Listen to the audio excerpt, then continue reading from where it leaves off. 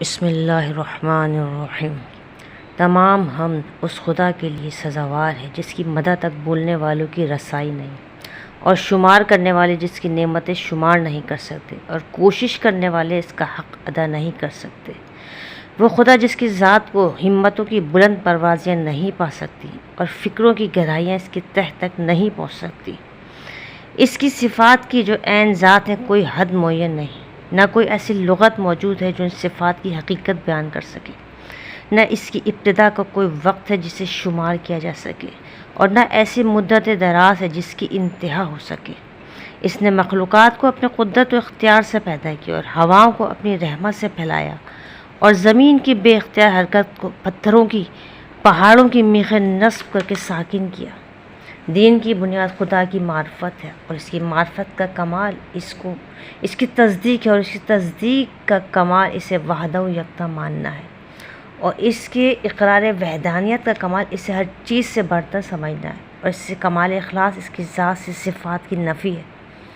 اس لیے کہ ہر صفت شاہد ہے کہ وہ اپنے موصوف کی غیر ہے، اور ہر موصوف شاہد ہے کہ وہ اپنی صفت کا غیر ہے۔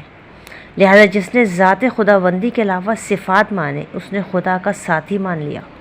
اور جس نے اس کا ساتھی مان لیا اس نے دوئی پیدا کی، اور جس نے دوئی پیدا کی اس نے اس وحدہ لا شریک کے جزو مان لیے، اور جس نے اس کے جزو مان لیے وہ اسے نہ پہچان سکا،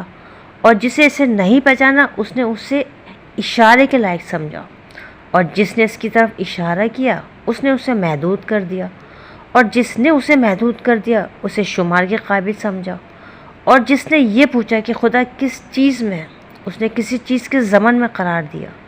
اور جس نے کہا کہ وہ کس چیز پر ہے تو اس نے دوسرے مقام کو اس سے خالی سمجھا۔ وہ خود موجود ہے کسی کی اعجاز سے، وہ ازل ہی عدم سے وجود میں نہیں آیا،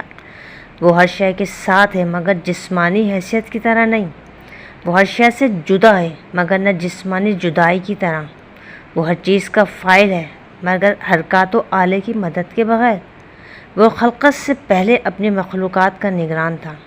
وہ اکیلا ہے، اس کا کوئی ایسا ساتھی نہیں جس سے وہ مانوس ہوتا ہو اور اس کے نہ ہونے سے گھبراتا ہو۔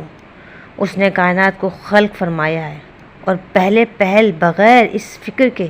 کہ کام میں لایا ہو یا تجربے سے فائدہ اٹھانے کی ضرورت پڑی ہو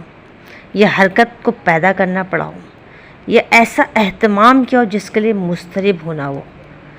وہ ہر چیز کو اپنے وقت پر عدم سے وجود کی طرف لایا۔